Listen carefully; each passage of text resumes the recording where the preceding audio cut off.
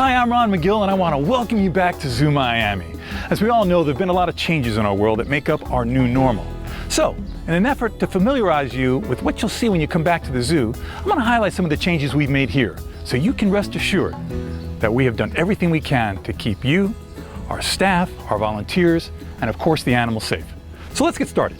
First, before you come to the zoo, it is strongly suggested that you go to www.zoomiami.org and click on Plan Your Visit, where you can purchase your ticket and avoid any contact at the point of sale. Though in the past, zoo members did not need a ticket to enter, because we now have to monitor guest capacity, members must now go to www.zoomiami.org/become-a-member to print out their free ticket so the zoo can better manage the number of guests within the park. A maximum of 10 tickets will be allowed per transaction, and until further notice, there'll be no group reservations taken. If you need to purchase a ticket upon arrival, a limited number will be available, and there are dividers that clearly indicate where to form the line and floor decals showing the proper social distancing. All admissions personnel will have clear windows between them and the guests to protect against any contact. If you need to make a purchase, we strongly encourage the use of credit cards, as cash purchases necessitate the increase in common touchpoints. Please know that in an effort to help ensure the safety of our guests, all zoo team members and volunteers who interact with guests are required to wear face coverings while working, and that all zoo employees working with guests will have their temperatures checked daily prior to beginning their shift. And following the executive order put out by the mayor's office, once you've purchased your ticket, everyone ages 2 and over must wear a face mask before they enter the park. Remember, it's a face mask. It's not a chin strap, it's not a scarf, it's not a blinder, it's not an earring. It's a face mask. To properly wear your face mask, you should cover your nose and your mouth, and that way you'll be ready to go in. And don't worry if you don't bring a face mask if you forgot it, because there'll be plenty available in our gift shop at all different kinds of price points. So, be prepared and get ready to enjoy the park. Once you arrive at the entry point, you'll be welcomed by a touchless scanner, and you can enter to enjoy your day. In an effort to reduce common touch points, paper maps will not be issued. Instead, there'll be signs with new map configurations and QR codes placed in strategic locations throughout the park. All restrooms will remain open and will be cleaned a minimum of 3 times a day.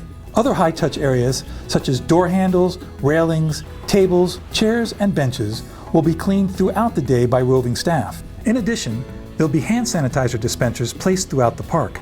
Most of our visitor amenities will be open with certain adjustments and regulations in place to adhere to the new guidelines. Rentals of our strollers, wheelchairs, ECVs, and safari cycles will be available on a limited basis, but reservations must be made online. And rest assured that each item in our rental inventory is being thoroughly sanitized before each use. As for our food and beverage services, the majority of those locations will be open, including Ellie's Cafe, Carousel Cafe, Oasis Grill, Amazon Treats, and our signature restaurant, Nourish 305. Plans are underway to introduce a system where guests will be able to pre-order their food online and have it ready for them at a predetermined time, thereby reducing the need to congregate at food locations. So keep checking our website to see when that goes into effect. Until then, we again strongly encourage the use of credit cards to minimize the exposure of common touchpoints created by the handling of cash. In addition to our food and beverage outlets, our main gift shop will also be open, but we'll be enforcing a 50% guest capacity limit. There are all kinds of great zoo-themed merchandise available, but once again, I want to remind you that credit cards are the preferred method of payment.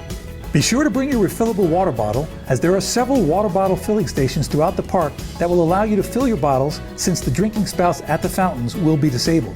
Initially, in order to facilitate social distancing and maintain a comprehensive and effective sanitizing schedule throughout the park, several amenities will be closed, including the croc tunnel, the otter slide, the rope bridge, and the boat ride here at Florida Mission Everglades, as well as the water play areas at Oasis Grill, Amazon and Beyond Plaza, Cypress Landing, and the small water features across from Asian Elephant and next to the Dole exhibit.